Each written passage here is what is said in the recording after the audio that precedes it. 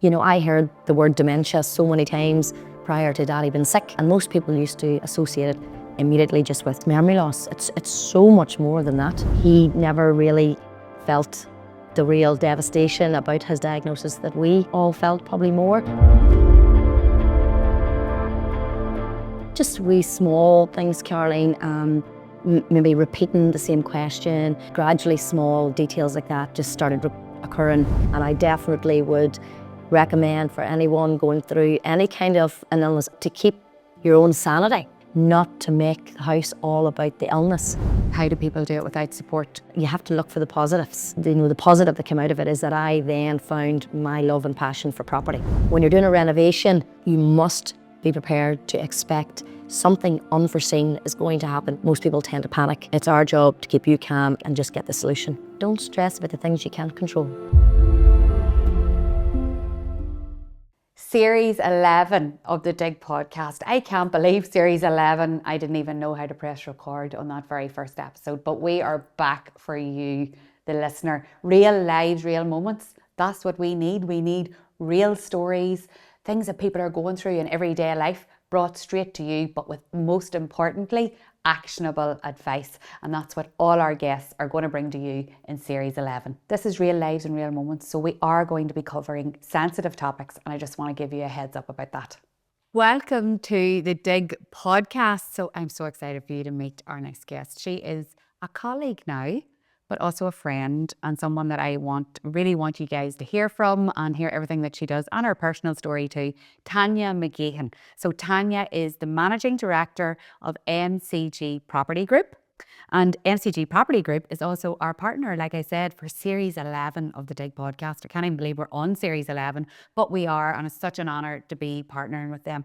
We're on a very exciting journey, as you may have already seen on social media, because we're showcasing the great work that they do, especially in construction management, project management, and specialised services like renovations and extensions. I know you are going to be getting your teeth into that, because I know you love it from following on social with everything that I've been doing in my house build. So if you are considering renovating your home or extending, then you're going to be able to find out more about Tanya and her team and everything that they do through the podcast, but also through following us on socials. So stay tuned. But today I want to talk to Tanya about her story, because behind every business owner, behind everybody in the world of work, there's a personal life and a story and how they got into doing what they do, but also their family. But we're going to talk today about how Tanya and her family cared for their daddy. And their daddy was diagnosed with early onset dementia at 53 years old. There's going to be so many people listening to this that perhaps are in that situation, have been in that situation.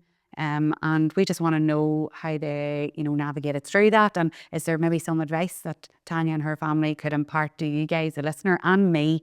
And it's also a story of hope, because I've talked to Tanya about this. There's hope. There's so much hope. And but she's the one that's going to be able to fill us all in. So thank you for being here, Tanya. Thank you very much, Caroline, for having me. I'm delighted to be joining you here. And thank you for partnering with. We've got an exciting 10 weeks. And what a great start to 2025. Delighted. Looking forward to seeing how it all goes. I know. So Tanya, you heard me intro you there. I hate doing that when somebody's sitting beside me, but I suppose just to give people an idea, behind everybody, there's a family and a story and a life. And I talked there about your daddy. Do you want to tell us about your daddy? In terms of the person that he was, Daddy had a huge personality. Anybody that knew Daddy would know that he was a big character.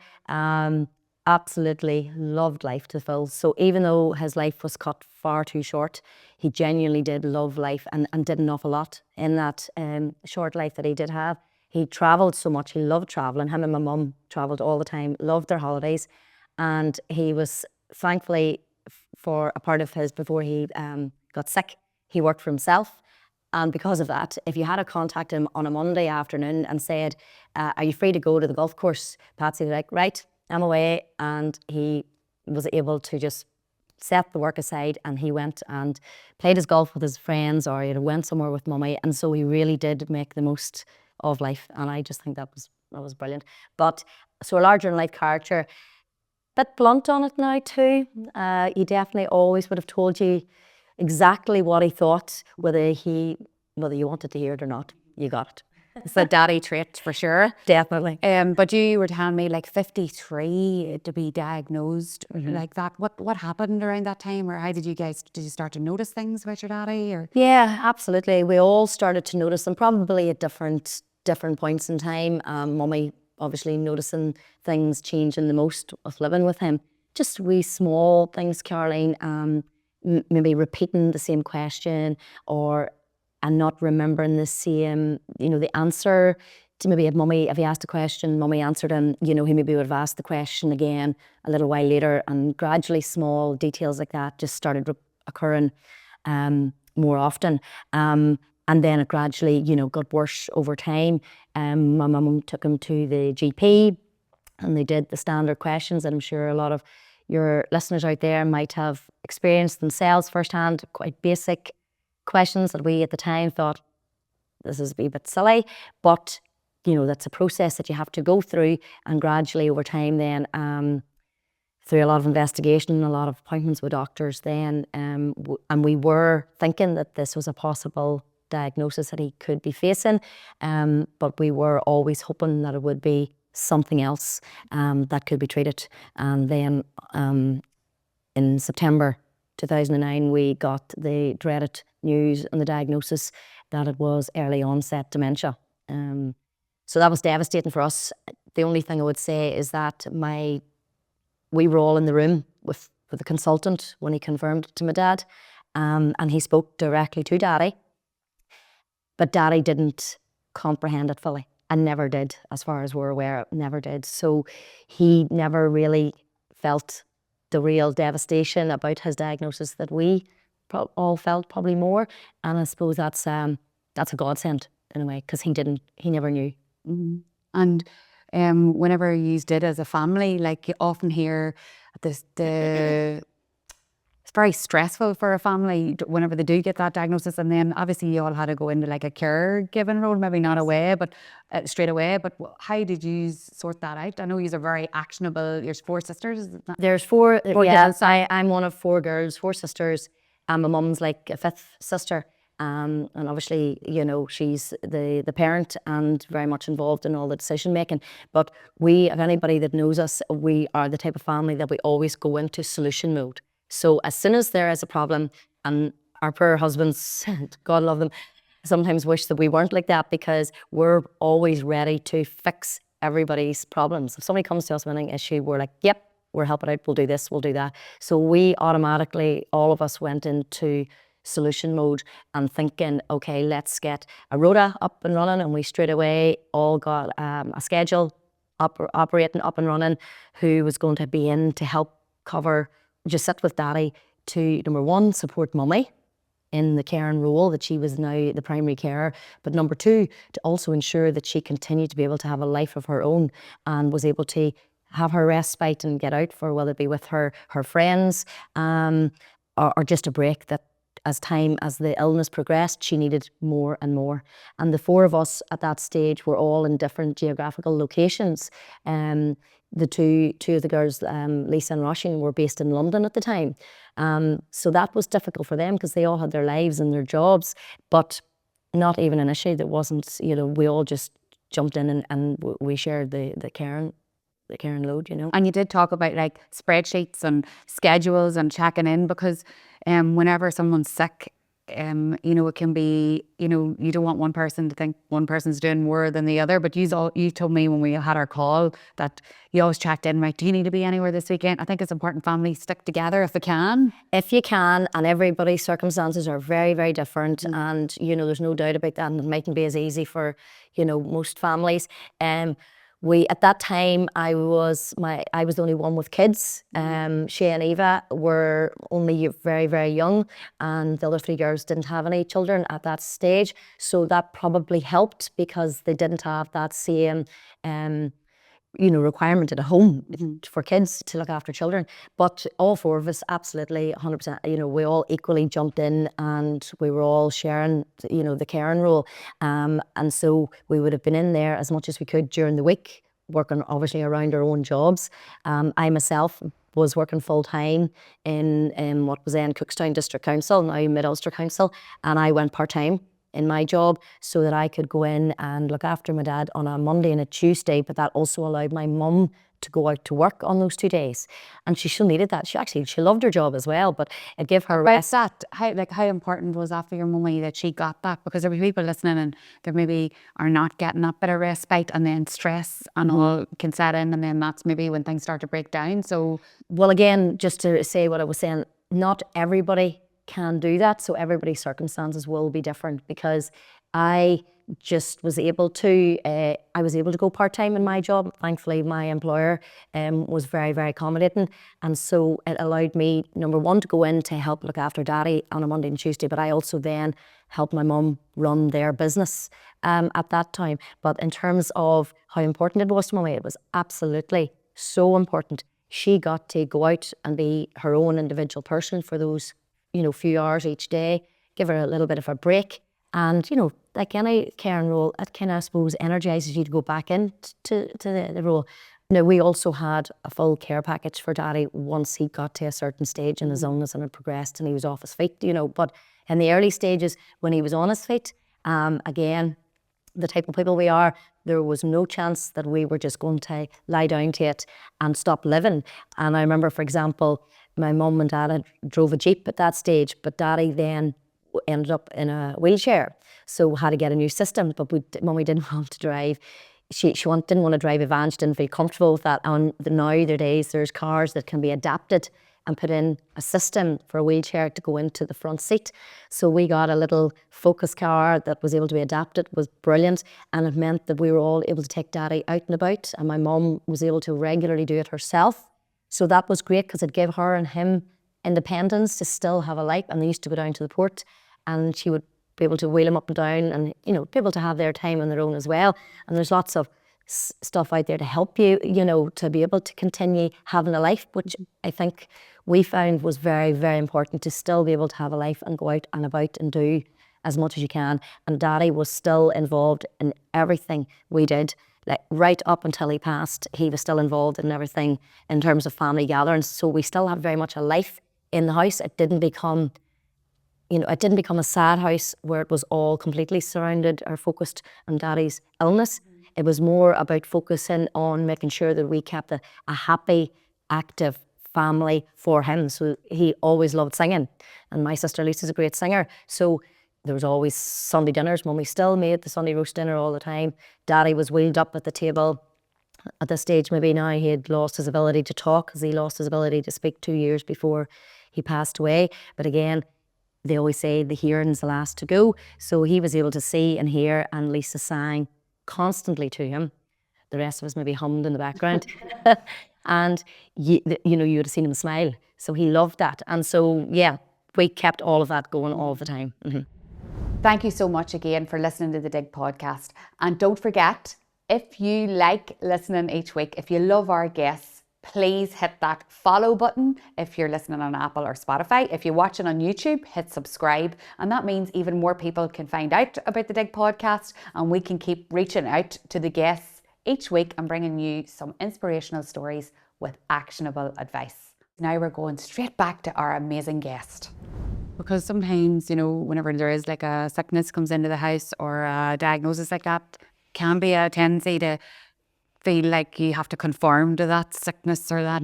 But, that's so uplifting. And that's the one thing when we talk about that stood out to me in our conversation. Life was still there to be lived for him and you, and to make the most of that time. Now, I'm not going to say it happened overnight like that. There's obviously a period of getting your head around the diagnosis in the first instance. That's very difficult. Although I suppose part of us were probably always expecting it to be, hoping it wasn't going to be that particular diagnosis, but probably in the backs of all our minds we were expecting it. We certainly were a little bit prepared, which does help. But so we didn't instantly go into that mode, but we are fixers, and so we didn't immediately go into fixing. What do we all have to do here to ensure that life can continue as best it can? And I definitely would recommend for anyone going through any kind of an illness, as best they can, and again, everybody's circumstances are different, but to keep your own sanity, because it is hard, and especially if you've full-time jobs and you've got family and kids, to keep your sanity, not to make the house all about the illness. And the person that's ill doesn't want that either, because that's not nice. They want to be able to still feel like they're alive and they're part of, and they're that they're involved in family life. So, and even when the carers came in, they were very much involved in our life. Like, we would have been in maybe, when I say we, it's because we all used to come and stay with Mummy. We didn't live with her, but we all stayed regularly and we took turns every weekend. And so the carers would have been coming in when you were in your pyjamas, and you made them a cup of tea and a cup of coffee, and you chatted with them, and they became your friends because they were there so regularly. But that was okay. If we had started trying to keep the house tidy at all times, trying to be dressed and face on, and not being relaxed when the carers come in, that would have been very difficult. You wouldn't have been able to have your natural life. So we just were who we were around the carers, and they were brilliant. Such good advice for people. It is hard. Like, I haven't been touched with a diagnosis like that, so I can only listen to you. But I'm sure there's going to be loads of people listening that are maybe doing what you do, and then or what you guys did, but also people that are not able to move past that yet. Maybe this will help them see that there's still a life there, and we Definitely still a life, and family and friends, coming in massively helps too. And again, everybody will be different and might be very private and not want anyone to come in and see their loved one in their maybe in more vulnerable, frail state, and that's each person's individual choice and opinion. We very much were open door to all friends and family of, they were always friends with Daddy and Mummy, and so they came in because they then provided different conversation to Daddy and to Mummy, very much so, and they had a laugh and they had cups of teas and they talked about everyday life, and then they would talk to Daddy. So it was a big help to have all the normal friends that were always there, very much welcomed, and and also some of, particularly family, would have maybe came and stayed with Daddy overnight, and us four girls and Mummy maybe would have went away for a weekend, every so often, again for complete respite for us. So we couldn't have done that without them. I know, friends and family, that's when you really feel that you're so thankful for their support, isn't it? So incredibly. And I know there's people that don't have that, and I don't think, how do people do it without support? But if it is there, access it and let it in. Ask, and that is true. There will be people listening here who maybe don't have that network, but I would definitely implore them to reach out and ask friends, and because people want to help. People are so good; they're always wanting to help, no matter how small that can be. And if it even means letting you out for an hour to go for a walk, ask somebody to sit. Most people won't mind helping. I know, and you talked about you told me one story about the carer like singing to your Daddy or playing an instrument. What was that? Yes, we got people in as well to sometimes sit. It's like respite carers that you would bring in to maybe sit with Daddy, and there was different types of personalities that were there. And there was this one lady, and she used to sing to Daddy all the time. She also used to do Mummy's ironing while she was singing to him, so it was like Double whammy. It was like bonus territory. So she just didn't like being idle, so she loved singing, and she sang to him all the time while she was ironing. So it was great. And what other support? We're going to actually in the show notes, Tanya, put in services that are available in Ireland, north of Ireland, south of Ireland, for people that are going through dementia diagnosis. And what was there support available for you guys, or who did support you? You did mention the GP was really good. Yeah, our GP at the time, she was always there to help in any way she could. But we did an awful lot of research ourselves into all types of different support that we could get. Some of the girls had connected and joined Facebook groups and reached out. And I remember one time that someone reached out to us through that group in the community, and they had been going through what we were going through, but they were in the journey longer. And so I remember bringing Mummy up to meet them. And they're just local in Antrim area, I think it was, but and we just met them. That's this particular lady. We met her just for her. We both, Mummy and her, wanted to share their stories. She wanted to give Mummy some tips and advice because she had been caring for longer than Mummy at that stage, and so that was very, very helpful. And I do think those types of groups can be of help. And again, maybe back to the point, for people out there who maybe don't have a big family network, that if you reach out to groups of people that are in the same boat as you, then without a doubt, are only willing to help you in any way they can. And so through our research as well, then we came across an organisation called Extra Care at the time. I actually don't know if they still exist, but for us at that time. And so that was extra, as the name says. It was extra care on top of the NHS care package that we had. So the NHS care package we got at the time was you had 2 carers coming in 4 times a day, which was absolutely fantastic. It really was. But this was extra, so it meant, because those carers only came in and they were there to do their job, and they were there for only a very short period of time, and obviously had to go on to other patients. Extra care was where you could organise for carers to come in and sit with Daddy for maybe 2 or 3 hours at a time. And so we did that as well in between, a few times a week. And those were the times that let Mummy maybe go and meet her friends for lunch, or go for a walk, or go and get her hair done, whatever the case may be, or simply meet with us. That was a great organisation too. I know, because it can be, some people can be a closed book to those opportunities, especially the Facebook group support groups and stuff, but the support that they can provide, like you said, is second to none, because those are people that are going through it. They're going through it. Yeah. They've either only started on their journey themselves, or they're further on in their journey, but no matter what, even talking to people that, because until you're in it, and I think this is the case with all illnesses, you know, there's so many illnesses out there, but if you don't have a loved one suffering from a particular illness, you don't know what that really is like until you're in it yourself.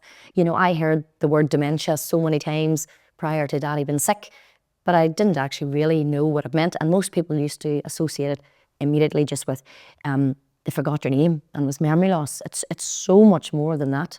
You know, there's so much more.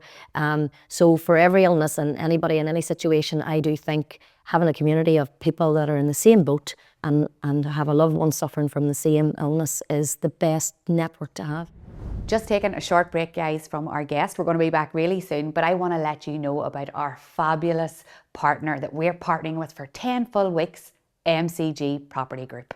What if your dream home is actually the one you're already living in? So many homes have like that hidden potential. They're just waiting to be reimagined into something really gorgeous. And that's exactly what MCG Property Group, they do that best. From stunning extensions to full-scale refurbishments and bespoke renovations, MCG specialises in transforming homes to perfectly fit your lifestyle. So whether you're looking for more space, a modern refresh, or a complete redesign, then their expert team takes care of everything from planning and sourcing materials to managing the build with absolute precision and care. They have a network of top tradesmen across Northern Ireland, and MCG ensures the highest quality craftsmanship and a seamless, stress-free process, which is what we want. They don't just renovate homes, they unlock their full potential, and that's what you want for your beautiful home. So if you're ready to create the house of your dreams, the house you've always wanted, then MCG Property Group is the team to bring your vision to life. To find out more, visit the link in our show notes to get in touch with the MCG Property Group team. Thank you for listening, guys. Now we're going straight back to our amazing guest. Such good advice. Best network. And how proud would your daddy be now to see you doing what you're doing? But it's because of him, isn't it? Tell us about this. I'm actually getting shivers because I know this. And I know what a great family you are, because I know most of your sisters and your mummy and all. But how did your daddy's journey lead you then to be doing like MCG Property Group and everything that you do within that? Yeah, it's like I always say, but Daddy's illness obviously was, you know, really, really difficult, and losing Daddy at such a young age was devastating because we all had him on a huge pedestal. What age did he pass away then? He had turned 57 by 10 days. Wow. 10 days on the 7th of March. And so us girls all idolised him. But out of everything bad, you have to look for the positives. And there's always a positive of some sort, whatever level it might be. And I always look at my particular personal experience with our journey with Daddy is that the positive that came out of it is that I then found my love and passion for property.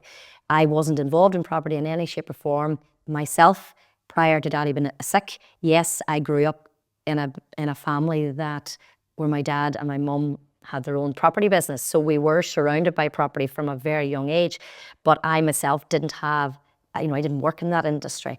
And I did always struggle, and my sisters will know this better than anybody, but I struggled as to what exactly I wanted to work in, what industry I wanted to work in. I wasn't always sure what I want. I was a bit lost and confused. I didn't know what really I wanted to do in life.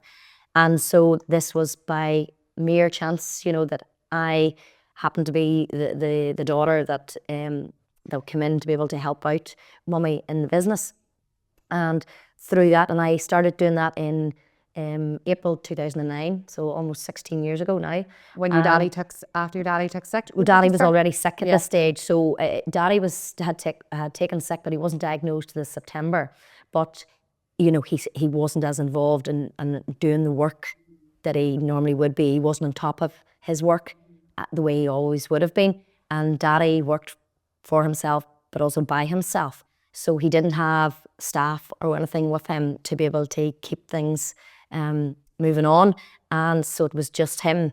And so, there would have been periods of time that mail wasn't open for a long time, calls weren't being returned, things just weren't, been addressed as they should have been. So we had a family meeting, and my mum had said that somebody needed to come in and help because Daddy just wasn't able to stay on top of it.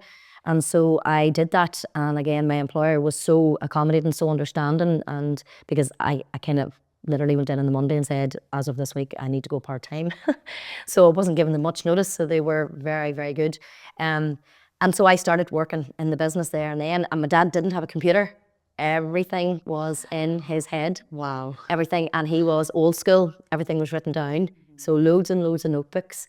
And I always remember the day me and my sister Aisling went into the office and we organised for Mummy was taking Daddy away for the day. He was still very much on his feet and on all at that stage. But so they went away for the day, that Mummy knew that we were going into his office to kind of try and start to understand everything and see it without him seeing, because we had to be very delicate and respectful that he didn't fully understand his illness.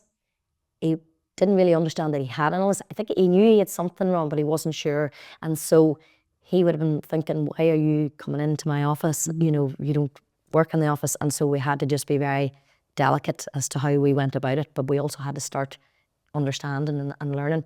So it kind of went from there. And so I still look after and manage my mum and dad's business to this day. And it's through that journey that I was working in it from April 2009, and then probably around 2015, 2016, after being in it for quite a few years, I really fell in love with the industry and had got the bug.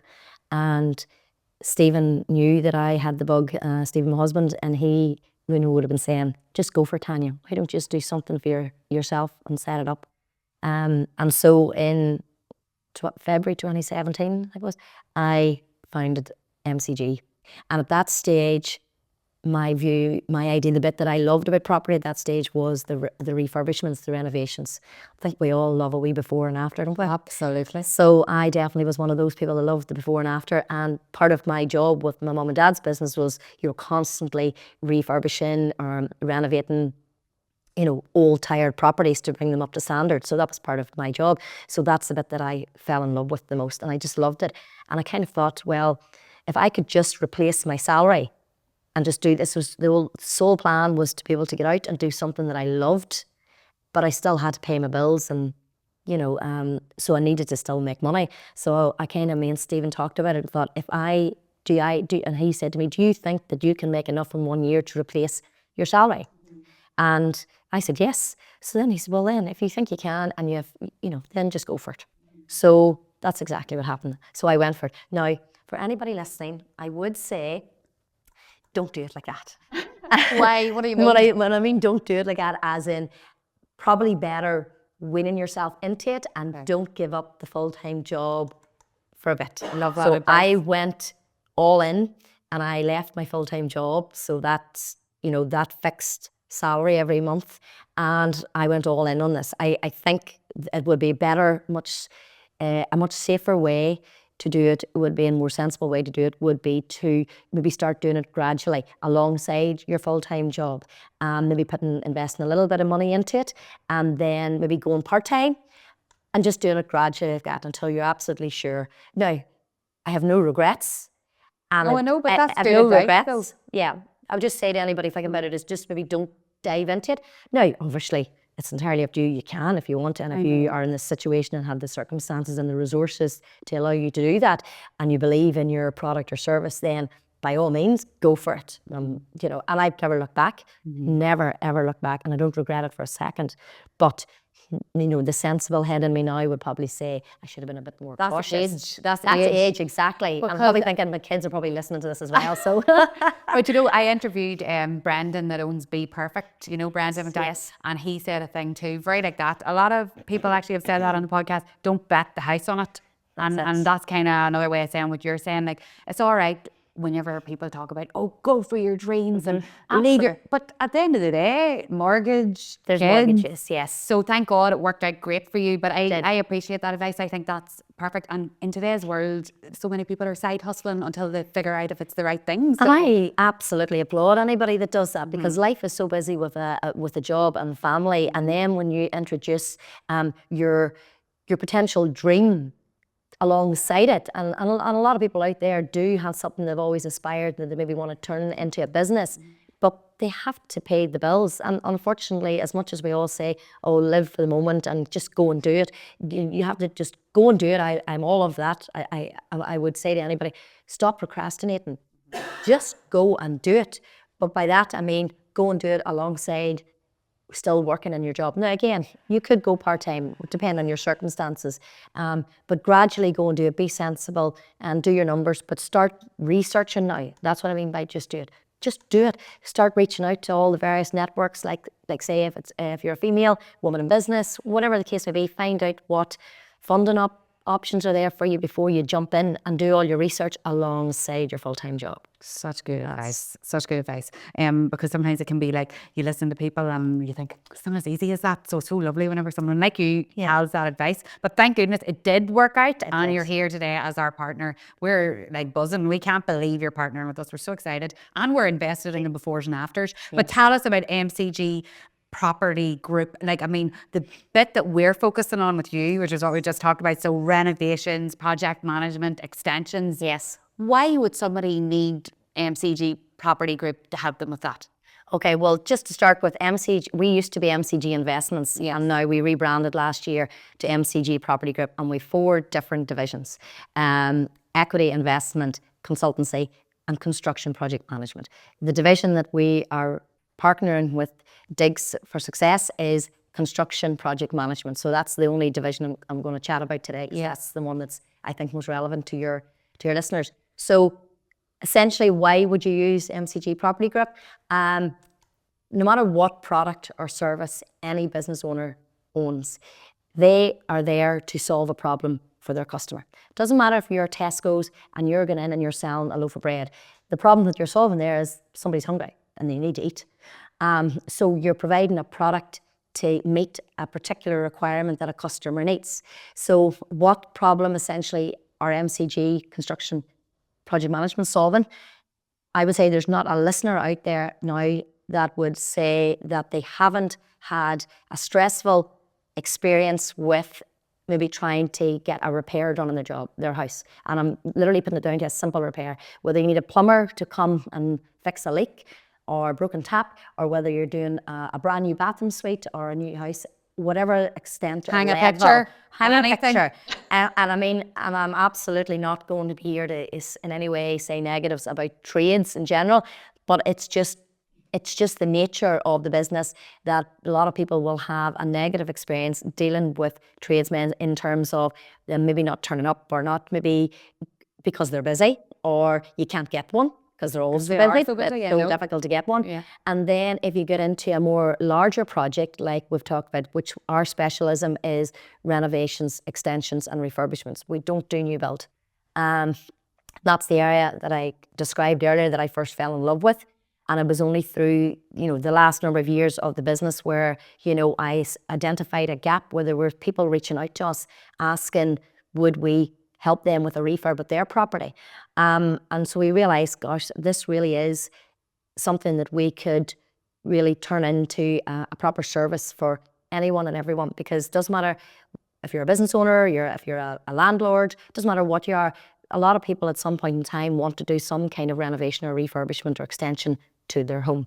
And so they're too busy. So the solution that we bring to it is that most people are time poor, experience poor, and network poor. Time poor being the most important one, probably. So by the other two, I mean like your network poor is that you maybe don't have the team of reliable tradesmen to carry out the work you need.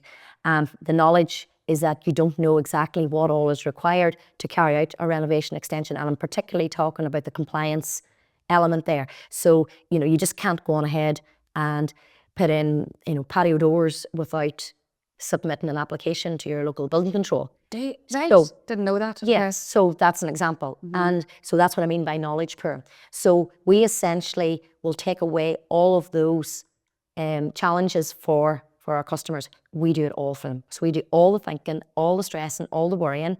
They can then appoint us. We'll sit down, obviously have a meeting, decide together what it is that they exactly want done. We will come to them with a proposal, drawings. We can go right through to actually doing the full interior design in terms of the colours. We can pick the materials that they want. A client can be as hands-on or as hands-off. They can go on about their normal busy job and looking after family and kids, and they know that there's only one point of contact with MCG. They don't have to worry about dealing with a plumber, an electrician, a painter, a builder, joiner. It's just our point. It's just MCG that they communicate with. Wow. And then we also agree the budget up front, so they know exactly what the project is going to cost them. Although if there's variation along the journey of it, this will be a variation that they themselves have maybe requested during the journey of the project. So maybe they've decided to add something else into it. But from the outset, there'll be an agreed figure. And anything to do with the likes, as I said, their building control, we submit the application to building control for them. We meet the inspectors on site, and we will carry out all of the requirements that they tell us to do. And believe me, they will come to you and say, no, that can't go there for X, Y, or Z. You need to change this or you need to change that. We do all of the communication. So even that fear, a lot of people would have that fear of communicating with someone like a building control inspector because they just don't know. Yeah. And they don't know how to answer the questions. So again, we take all of that out from them. Okay. So it's a one-stop service, Caroline. We can look after all of it for people. Like, seriously, that's so needed. Like, as you know, we built our house. Yes. And thank God my daddy and all are in that business. Yes. And we're able to say, right, you need to get this man and this man's good. So get him and he'll come quick, and they'd ring him. And they kind of did your job for me. I know you don't do new builds, but I'm just talking about this. Yeah, no, but same principle. You're like my daddy then in that respect, and my brothers. Yes. But people don't have those connections. So Exactly. that's why they would need to work. And plus also you said, like, it takes longer when you go to do it yourself than if you work with someone like you. Always. The amount of people that we've had come to us and would say that they did this before at a property and they tried to do it themselves, because there's no doubt it's not rocket science as in the actual work. You can, if you've something to build, you can maybe just go to a builder and get them to do it. The problem is it's the holistic service. It's the whole thing together. And if you go to do it yourself and you're trying to juggle work and family life, and then you've got a joiner ring and you saying, where's my materials? I'm due to arrived at the house here today. It's not here, and you forgot to order it because you're not thinking about the timeline. It's our job to think about the timeline to make sure that everything is all set up in the right sequence. Also, another thing as well, like you're saying there about new builds. I mean, I'm in the middle of my own self-build at the minute, so I understand what that's like.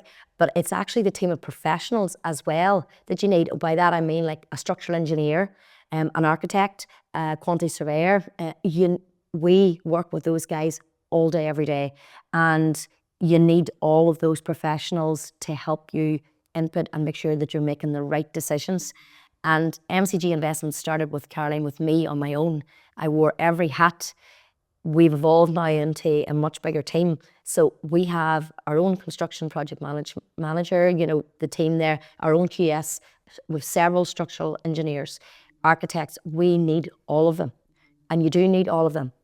Again, as also depends on the size of the project. But when you're doing a renovation, and I always say this, you must be prepared to expect something unforeseen is going to happen when you you take down walls, you rip up floors, something unforeseen will be happening, and we will be calm and we will just find a solution. Whereas if it's your own house, if it's your own house and you're dealing with it yourself, most people tend to panic. It's our job to keep you calm and for us not to panic and just get the solution. If you're listening to this, which I know you are, we are some very exciting content coming before. People love befores and afters. Who doesn't? So we're going to be showing lots of those on social. We're going to link in the show notes as well. How to get in touch with you guys, because you've got if people get in touch through the Dig page. Yes, Tell us about that. Yeah, there's a Dig Mama page on our website. Yes, I'm going to link it in the show notes. You can link that, and so if anybody is interested, they can register their interest on that form. It's very easy to access on the website. And obviously they can contact us on all our various social media channels, which I'm sure you're probably going to link in the show notes, so they can reach out to us by then, and any one of the team will respond to them, and we can set up a consultation to speak with myself, and I can come out and grab a coffee and a wee chat. And that's a free consultation for followers, which is amazing, because some people don't want to commit yet. They just want to have a chat maybe about what they want. So that would be good. Just anybody can reach out, and we'll organise to say we'll just meet up for a wee chat and see what they're thinking of doing if they're at the early stages. What I would say though is a wee tip if anybody is thinking about it, and again, this, you might just be thinking about it now and then you don't want to do it for another year or whatever. That's absolutely fine, but it'll help them decide the extent of what they want to do just by having a conversation with, myself, and I can help guide them in any way I can. But what I would say for anybody that is maybe a bit further on and they're thinking and know the exact room or the exact type of renovation or extension that they want to do is, get a good idea. You need to get your plans in place from day one. So if you know exactly what you're doing, get an architect on board to help you draw up the plans for what your vision is. Now, if you don't have an architect and you don't even know what your vision is, come and speak to me to begin with, because I can help them with all of that. And I can sit in with them with the architect while they're coming together to try and actually, they might have an idea of what they want, but they don't know how it actually looks and they don't know how to bring it all together. We can literally do step by step the whole way. Great advice for people who maybe never come to NCG but want to get started. Go get an architect. But if that's something they need help and support with, you're ready for action. Absolutely. and there's absolutely no pressure commitment. It's a free consultation for all of your followers, Karen. Yes, amazing. So look, Tanya, what would your daddy be saying now? Oh my God, looking down on you, he must be so proud. And you're carrying it on. It's in the blood. I can tell it is in the DNA. In the passion. I'm gonna and I'm trying to speak to every guest and ask them what's the best piece of advice they've ever been given. It's just kind of a nice way to end the podcast, because I think people really go on those kind of words of wisdom. Has somebody ever said something that's really stuck with you? Well, it's always going to be Daddy, because I always looked up to him and everything he always said. But he used to always say to us girls, don't stress about the things you can't control. And he lived by that. He never stressed about anything, and if there was something that he couldn't control, I'll give you a wee story just to finish on for lighthearted. But it's an example of exactly this. One of his properties in Belfast, he got a phone call on a Saturday night while we as a family were out for dinner, and the call was to tell him that his house was up in fire. And it was not a wee small fire, it was a very big fire. And when he put the phone down, he continued eating while we were all sitting with our chins on the floor going, oh my God. And we told him, forget about dinner, let's go. And his answer was, well, I'm not a fireman, so there's not much I can do about it now. I'll deal with it on Monday. Right. And he continued on eating his dinner, and I more or less was saying, there's no point me stressing about that. There's nothing I can do about it now. That's up in flames, let the fire brigade deal with it. They do their job and I'll pick it up on Monday. Yeah. Honestly. But that, honestly. I don't think you can, maybe he was born that way, but that is amazing. But amazing advice. Yes. Because we get so caught up on. So caught up. Now, I'm not sure I could sit as calmly as he did. But he's right though. But he was 100% right. Stop it burning. The fire already started. It was already burning. I mean, I wasn't going to go up with my wee hose, and he wasn't going to go up with his wee hose and put out the flames. No. So as he said, leave it to the experts, and then I'll step in to do the aftermath after that on Monday. Wow. And he continued on eating his dinner. What a man. What a man. I love to see them. But that's great that you put that advice into practice now, because, Yeah, and we're gonna put that out to the Dig listeners as well. If you're listening, you know, good advice from Tanya's dad. What was your daddy's name? Patsy. Patsy. Patsy Duffy. I'm McGeehan, obviously, but he's Patsy Duffy. Patsy Duffy's advice, and we'll put that in the show notes as well, just as a wee reminder to people. Thank you for being on the Dig podcast. I know you're not like, we got you all mic'd up and all, you're like, oh, all these cameras. But, you know, it's not easy telling a story like that. But so much in it, so much advice for other people, and then so much advice to you in your business. I am so excited to get out on site. I know, it'll be great. That hard hat. Well, get the hard hat on, and we'll start to see, we're going to go to some that are midway, that aren't maybe as beautiful, and then we'll see some that are a bit more beautiful in the finished product. So, and yet people follow along on social media, you'll be able to see all the crack and all the fun that we get up to, and get a feel for Tanya and what she could do for you in your house too. Thank you. So MCG Property, we're going to link for all your socials so people can go and follow as well. And I want to thank you for being my guest on the Dig podcast. Thank you so much for having me. I've loved it. It's great. Thank you.